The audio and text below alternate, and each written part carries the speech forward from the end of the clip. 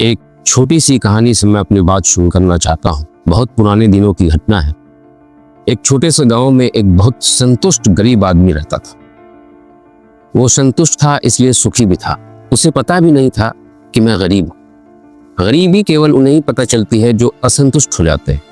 संतुष्ट होने से बड़ी कोई संपदा नहीं, कोई समृद्धि नहीं। वो आदमी बहुत संतुष्ट था इसलिए बहुत सुखी था, बहुत समृद्ध था। लेकिन एक रात अचानक दरिद्र हो गया। ना तो उसका घर जला, ना उसकी फसल खराब हुई, ना उसका दिवाला निकला, लेकिन एक रात अचानक बिना कारण वो गरीब हो गया। आप पूछेंगे कैसे गरीब हो गया?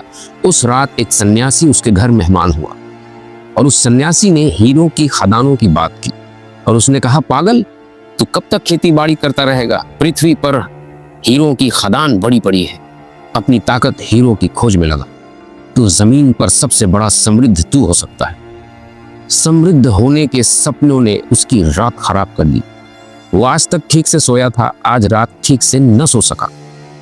रात भर जागता रहा और उसने पाया कि वो एकदम से दरिद्र हो गया, क्योंकि असंतुष्ट हो गया था। उसने अपनी जमीन बेच दी, अपना मकान बेच दिया। सारे पैसे को इकट्ठा करके वह हीरों की खदान की खोज में निकल पड़ा। सुनते हैं 12 वर्षों तक जमीन के कोने कोने पर उसने खोजबीन की। उसकी संपत्ति समाप्त हो गई और अक्सर यह होता है, पराई संपत्ति की खोज में लोग अपनी संपत्ति गंवा बैठते हैं। उसकी सारी संपत्ति नष्ट हो गई और वो दर बदर का भिखारी हो गया। वो सड़कों पर भीख मांगने लगा और कहते हैं कि एक बड़े नगर में एक दिन भूख के कारण ही उसकी मृत्यु हो गई। वो मर गया। 12 साल बाद वो सन्यासी उस गांव में फिर वापस आया जिसने उस समृद्ध आदमी को दरिद्र कर दिया था। उसके घर के पास पहुंचा। उसने जाकर पूछा कि यहाँ अली हफीज नाम का एक आदमी रहता था, वो कहाँ है? लोगों ने कहा, वो तो 12 साल पहले जिस रात आपने यह घर छोड़ा, उसी दिन सुबह सवेरे उसने अपनी सारी जमीन, घर, मकान सब कुछ बेच बाच कर हीरे की खोज में निकल गया। अभी अभी खबर आई है कि वह भिखमंगा हो गया और भूखा एक महान नगरी की सड़कों पर मर गया। यह जमीन और मकान हमने खरीद लिया, हम उसके निवासी हो गए। उस सन्यासी ने पीने को पानी मांगा और थोड़ी देर झोपड़ी में रुका। वो उसके घर पर उसने देखा कि उस घर के आले में बहुत चमकदार पत्थर रखा हुआ। उस किसान को पूछा कि यह क्या है? उसने कहा, यह मेरे खेत पर जो हमने अली हफीज से खरीदा था वहां पड़ा मिल गया। उसने कहा, पागल, ये तो हीरा है। क्या उसी जमीन पर मिल गया जिस जमीन को अली हफीज बेचकर चला गया? उसने कहा, जी, उसी जमीन पर मिला, लेकिन यह हीरा नहीं, केवल चमकदार पत्थर है और हम बच्चों को खेलने के लिए उठा लाए। उस सन्यासी ने पत्थर को उठाया। उसकी आंखें चमक उठी। वह हीरो को पहचानता था। उसने उससे कहा कि चल तेरे खेत पर। वे खेत पर गए। वहां एक छोटा सा नाला बहता था जिस पर सफेद रेत थी। उस रेत में उन्होंने खोजबीन शुरू की और सांझ होते होते उनके हाथ कई हीरे लग गए। वह अली हफीज की जमीन थी जो दूसरों की जमीनों पर हीरा खोजने चला गया था। शायद आपने यह कथा न सुनी हो। वही जमीन अली हफीज की गोलकुंडा बन गई। उसी जमीन पर कोहिनूर हीरा मिला और अली हफीज जो जमीन का मालिक था एक बड़ी नगरी में भिखमंगा होकर मर गया। उसने कल्पना भी नहीं की होगी कि जो उसकी जमीन थी वही हीरो की खदान भी हो सकती है। वहीं से कोहिनूर भी निकल सकते हैं। भारत के भविष्य में भी यह कहानी मैं दोहराऊंगा। या तो भारत अपनी जमीन पर हीरे खोज लेगा या दूसरों की जमीन पर भिखमंगा होकर मर जाएगा। यह तो मैं पहली बात कह देना चाहता हूं और मैं आपको यह भी कह दूं कि भारत ने भिखमंगा होने की दौड़ शुरू कर दी है। भारत भिखारी की तरह दुनिया के सामने खड़ा हो गया। हम भीख मांग रहे हैं और जो कौम भीख मांगने लगती है उस कौम को भीख मांगने की बजाय मर जाना बेहतर है। उसके जीने की कोई जरूरत नहीं। या उचित होगा कि हम मर जाएं भूखे और दरिद्र, लेकिन अपने घर में, बजाय इसके कि हम समृद्ध मकान बना लें, दूसरों से उधार मांग ले, दूसरों से भीख मांग ले और हम जीते रहे। ऐसा जीना कोई जीना नहीं, अत्यंत बेशर्म जीना है। यह बेशर्मी के लिए रोज रोज यह मुल्क तैयार होता जा रहा है। और जिस कौम की शर्म मर जाती है और जिसे भीख मांगने की तरकीब या 8 पता हो जाता है, उस कौम का कोई भविष्य नहीं होता। स्मरण रखना चाहिए, उसका भविष्य ही नहीं, उसका कोई भविष्य और भविष्य में उगने वाले कोई सूरज उसको रोशनी नहीं दे सकते। उसकी बगिया में कभी कोई फूल नहीं खिलेंगे और उसके भीतर जो भी आत्मा है वह धीरे धीरे विलुप्त हो जाएगी। हम मुर्दा लोगों की तरह, मुर्दा कौम की तरह जमीन पर एक बोझ बन के रह जाएंगे। हमने यह शुरुआत कर दी है, यह दुर्भाग्य की कथा प्रारंभ हो गई है। यह सम्मान से जीना बेहतर है या अपमानपूर्ण जीने से देश के कोने कोने में एक आदमी को यह बात पहुंचा देनी चाहिए।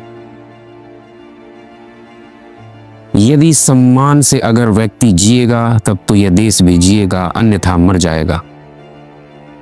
लोगों तक ये बात पहुंचा देनी चाहिए कि या तो हम सम्मान से जिएंगे अन्यथा मर जाएंगे। जिसने भीख नहीं मांगी लेकिन मर गया, लेकिन इतिहास में कहीं यह काली बात न लिखी जाए कि एक कौम थी जो भीख मांग के जीना सीख गई और जीती रही। भारत का भविष्य उसके भीखमंगेपन के साथ जुड़ा हुआ है। हम क्या करेंगे इस बात पर बहुत कुछ निर्भर करता है।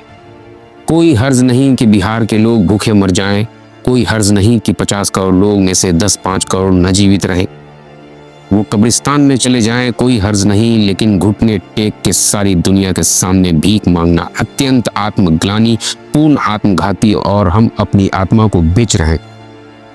और फिर जब देश का चरित्र नीचे गिरता है और जब देश के प्राण नीचे उतरते हैं तो हम चिल्लाते हैं कि चरित्र नीचे गिर रहा है, लोग नीचे होते जा रहे हैं। लेकिन जब पूरी कौम ही भीख मांगने पर उतारू हो जाएगी तो मनुष्य का, व्यक्तियों का चरित्र ऊपर नहीं उठ सकता। पूरे मुल्क का जब कोई गौरव नहीं होगा, कोई सम्मान नहीं होगा, कोई आत्मनिष्ठा नहीं होगी, तो एक व्यक्ति की भी आत्मनिष्ठा नीचे गिर जाएगी। और हमें पता है हमारे मुल्क में बहुत लोग हैं जो भीख मांगते रहते हैं, लेकिन कभी उन भिखमंगों ने यह नहीं सोचा कि विकास इतना हो जाएगा कि धीरे धीरे पूरा मुल्क ही भीख मांगने लगेगा। उनको भी इसका कोई पता नहीं। लेकिन हम इस अवस्था में खड़े हो गए और एक बड़ा मजा है। यह शायद आपको पता नहीं होगा, जिस आदमी को आप भीख देते हैं वह आदमी कभी भी आपको क्षमा नहीं करता। इसे मैं फिर से दोहरा दूं, जिस आदमी को आप भीख देते हैं वो आपको कभी क्षमा नहीं कर सकेगा। ऊपर से धन्यवाद देगा, लेकिन उसके प्राणों में आपके प्रति अभिशाप ही होगी, निंदा होगी, घृणा होगी, ईर्ष्या होगी, अपमान का भाव होगा। क्योंकि भीख लेने वाला हमेशा अपमानित अनुभव करता है और उसका बदला लेता है।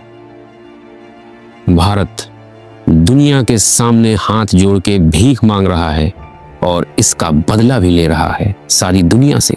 एक तरफ भीख मांगता है, दूसरी तरफ कहता है हम जगत गुरु हैं, हम विश्व गुरु हैं। एक तरफ भीख मांगता है, दूसरी तरफ गाली देता है। पश्चिम को भौतिकवादी और मटेरियलिस्ट कहता है। एक तरफ भीख मांगता है, दूसरी तरफ अपने गौरव को बचाने के झूठे प्रयास करता है। भिखमंगों की यह पुरानी आदत है। भिखमंगे अक्सर यह कहते सुने जाते हैं कि हमारे बाप दादा सम्राट थे। जिनके पास कुछ भी नहीं बचता वो फिर माँ बाप की पुरानी गाथाओं को खोद खोद के निकालते हैं, उनका गुणगान करते हैं। समझ लेना भली भांति, जिस आदमी का वर्तमान नहीं होता है वही केवल अतीत की बातें करता है, और जिसका कोई भविष्य नहीं होता वह केवल अतीत की पूजा और गुणगान में ही समय व्यतीत करने लगता है। हम निरंतर अतीत का ही गुणगान करते हैं। जो बीत गया उसी का गुणगान, उसी की चर्चा। जो बीत गया उससे हमारा कोई भविष्य नहीं है, उससे हमारा कोई वर्तमान नहीं। क्या हम जीत चुके और समाप्त हो गए? हमारा बीता हुआ पास्ट, बस वही सब कुछ है और आगे हमारा कुछ भी नहीं। शायद आपको ख्याल में न हो, छोटा बच्चा पैदा होता है तो उसका कोई अतीत नहीं होता, कोई पास्ट नहीं होता, उसका भविष्य होता है, सिर्फ फ्यूचर होता है। जवान के पास अतीत भी होता है, वर्तमान भी होता है, भविष्य भी होता है, लेकिन बूढ़े के पास सिवाय अतीत के कुछ भी नहीं होता। भविष्य नहीं होता, वर्तमान भी नहीं होता। जो कौम बूढ़ी हो गई है, क्या इसके पास सब बीती हुई कथाएं हैं, गौरव गाथाएं? इसके पास अपना कोई वर्तमान नहीं, भविष्य की कोई योजना, आकांक्षा और कल्पना नहीं, कोई आशा नहीं। भविष्य की अगर कोई स्पष्ट प्राणों में ऊर्जा और कल्पना और आकांक्षा न हो, भविष्य का कोई स्पष्ट स्वप्न न हो, तो देश बिखर जाते हैं, कौम बिखर जाती है, डिसइंटीग्रेटेड हो जाती है।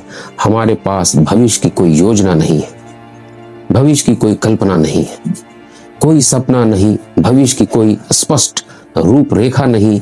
और इधर 70-75 वर्षों में हमने और भी सब अस्पष्ट कर दिया है। हम दुनिया में तटस्थ कौम की तरह खड़े हैं। हम कहते हैं हम न्यूट्रलिस्ट हैं, हम तटस्थ खड़े होने वाले लोग हैं, लेकिन आपको पता है जीवन में तटस्थता का कोई अर्थ नहीं होता। जीवन है कमिटमेंट में, जीवन है सम्मिलित होने में, किनारे पर खड़े होने में नहीं। और जो किनारे पर खड़ा हो जाएगा और जो कहेगा हम तटस्थ जीवन की धारा में, जो जगत की धारा उसमें हम तटस्थ और किनारे पर खड़े हैं, वो किनारे पर ही खड़ा रह जाएगा। जीवन की धारा उसे छोड़ के आगे बढ़ जाएगी। मेरी दृष्टि में अगर भारत तटस्थ की बातें आगे भी कहता चला जाता है तो भारत का कोई भविष्य नहीं हो सकता। भारत के भविष्य के निर्माण में भारत को पक्षबद्ध होना ही चाहिए, उसके निश्चित स्पष्ट मत होने चाहिए। जीवन की धारा में उसकी प्रतिबद्धता, उसका कमिटमेंट होना चाहिए। उसके सामने स्पष्ट होना चाहिए कि वह समाजवाद लाना चाहता है या लोकतंत्र। उसके सामने स्पष्ट होना चाहिए कि वह एक वैज्ञानिक जीवन दृष्टि विकसित करना चाहता है या नहीं। उसके सामने स्पष्ट होना चाहिए कि धर्म की क्या आकांक्षाएं और उसकी रूपरेखा होनी चाहिए भविष्य में। लेकिन धर्म को ध्यान में रखकर भारत निरपेक्ष है और राजनीति को ध्यान में रखकर भारत तटस्थ है। तो समझ लेना कि जीवन को ध्यान में रख के भारत को अगर मृत होना पड़े, मर जाना पड़े, तो जिम्मेवारी किसी और पे मत देना। जो मुर्दे हैं वही केवल निरपेक्ष और तटस्थ हो सकते हैं। जीवित व्यक्ति को निरपेक्ष होने की सुविधा नहीं होती। उसे निर्णय लेने होते हैं, उसे जजमेंट लेने होते हैं, उसे चॉइस करनी होती है, उसे मत में बंधना होता है, उसे किसी चीज़ को ठीक और किसी चीज़ को गलत कहना होता है। जो लोग चीज़ों के गलत और ठीक होने का निर्णय लेना छोड़ देते हैं, धीरे धीरे जीवन का रास्ता उनके लिए नहीं रह जाता। उनके ऊपर केवल दूसरे कौमों के उड़ी हुई पैरों की धूल ही पड़ती है और कुछ भी नहीं। भारत को एक स्पष्ट दर्शन की, एक स्पष्ट विचार की, एक स्पष्ट रास्ते की अत्यंत आवश्यकता है। उसी विचार के इर्द गिर्द भारत की आत्मा इकट्ठी होगी, अन्यथा भारत बिखर जाएगा। और बिखराव ऐसा होगा एकदम एब्सर्ड, इतना बेवकूफ़ी से भरा हुआ जिसका कोई हिसाब नहीं। जब पूरे मुल्क के पास कोई जीवन दिशा नहीं होती, कोई केंद्रीय आत्मा नहीं होती, तो उसका परिणाम यह होता है कि एक एक प्रांत, एक एक जाति, एक एक जिले की अपनी आत्मा पैदा हो जाती है। तब हिंदी बोलने वाले की आत्मा अलग, गुजराती बोलने वाले की आत्मा अलग, अंग्रेजी बोलने वाले की आत्मा अलग हो जाती है। तब मैसूर अलग, महाराष्ट्र अलग। तब कौमें टूटती है टुकड़ों में। जब कौम को इंटीग्रेट करने के लिए कोई जीवन दृष्टि नहीं होती तो हम चिल्लाते हैं रोज कि मुल्क इकट्ठा होना चाहिए, लेकिन मुल्क इकट्ठा कोई असमानता से नहीं होता।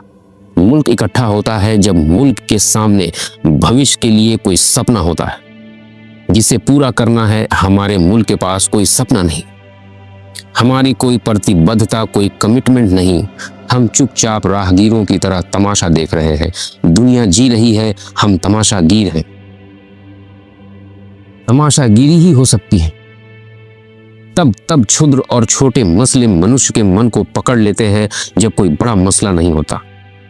हिंदुस्तान के नेताओं ने पिछले 60 साल 70 सालों में हिंदुस्तान को कोई बड़ा इशू, कोई बड़ा मसला नहीं दिया, कोई बड़ी समस्या, कोई बड़ी प्रॉब्लम नहीं दी। उल्टी हालत हो गई है। यहाँ दुनिया का इतिहास यह कहता है कि नेता वो है जो कौमों को कोई बड़ी इशू, बड़ी समस्या दे देता है। यहाँ हालत उल्टी है। यहाँ जनता समस्याएं देती है, नेता उनको सुलझाने में, हमको हल करने में लगे रहते हैं। जब नीचे का सामान्य जन समस्याएं देने लगता है और ऊपर के नेता केवल उन समस्याओं को सुलझाने का काम करने की व्यवस्था चलाने लगते हैं, तो मुल्क बिखर ही जाएगा। बड़ा नेतृत्व उन लोगों से उपलब्ध होता है जो मुल्क को किसी जीवंत लिविंग प्रॉब्लम के इर्द गिर्द इकट्ठा कर देते हैं। लेकिन हमारे प्रॉब्लम्स क्या है पता है आपको? दुनिया हंसती होगी। कहीं गौ हत्या हमारी समस्या है, आदमी मर रहा है, आदमी के बचने तक की संभावना नहीं। बहुत डर है कि पूरी मनुष्यता ही नष्ट हो जाए, और हमारी समस्या है कि गौ हत्या होनी चाहिए या नहीं होनी चाहिए।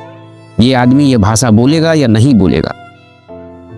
और अंत में भारत से इतना ही कहना चाहता हूं कि तुम अपने असली चेहरे को पहचानो, तुम जागो, ताकि दो कौड़ी के राजनीतिज्ञ तुम्हारा और तुम्हारी आने वाली पीढ़ियों का शोषण न कर सके।